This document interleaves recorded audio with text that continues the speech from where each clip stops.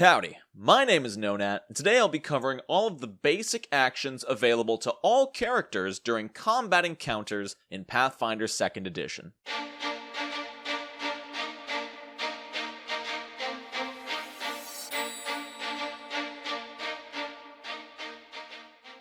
Pathfinder 2e has many different options available to players on their turn in a combat encounter, and while many classes have unique features that they often use, it's important to know all of the basic actions available to any character.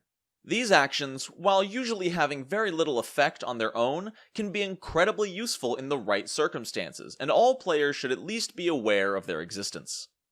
I will be going in alphabetical order, but I'm first going to start with the two most commonly used actions. The stride action allows you to move up to your character's movement speed, and may be taken as many times per turn as they like until they run out of actions. The strike action is a basic weapon attack. You roll a d20, apply the appropriate modifiers, and if you meet or exceed the target's armor class, you'll roll for damage. If you beat the target's armor class by 10 or more, you critically succeed and deal double damage. Because this action has the attack trait, each subsequent time it's used on the same turn incurs a multiple attack penalty.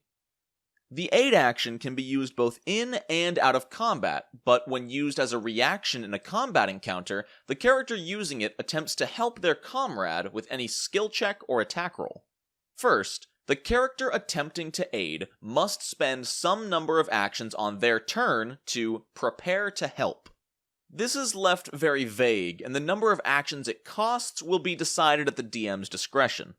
Then, the character using the aid action makes the same type of check and must meet or beat a DC set by the DM, typically 20.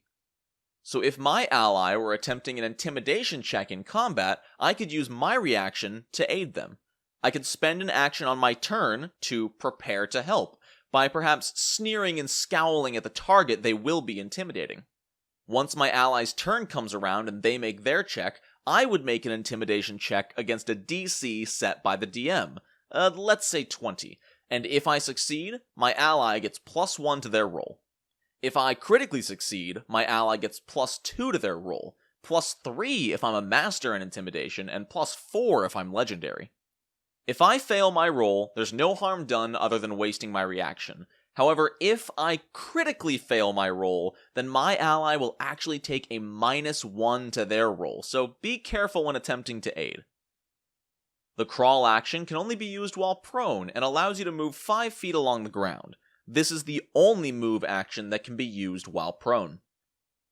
The delay action allows you to move your turn to another point in the initiative.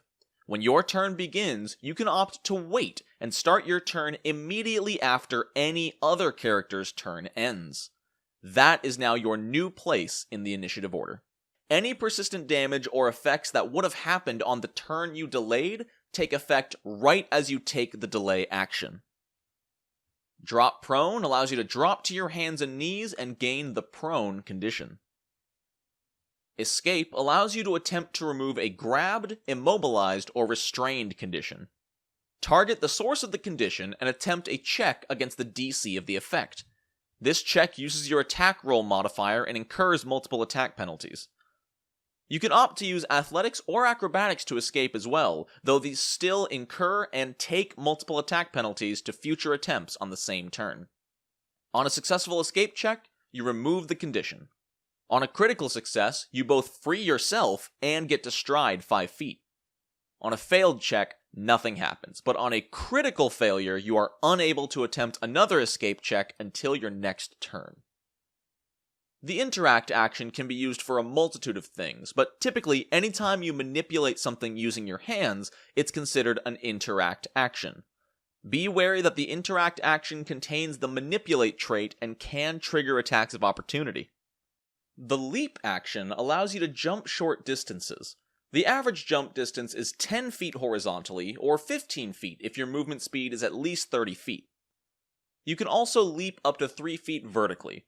In order to jump farther or higher than this, you must use the athletics skill. The ready activity allows you to prepare any single action or free action. You then set any trigger for that action, such as, if he tries to move, I will strike him. Then, during the next round of initiative, if your trigger is met, you will immediately take your readied action. Unlike other reactions, your multiple attack penalty from the turn you readied the action still applies if you readied an attack action. Releasing something is a free action. You simply drop whatever you were holding in your hands. While releasing does contain the manipulate trait, it actually does not provoke attacks of opportunity. The seek action can be used to find signs of something in a specific area.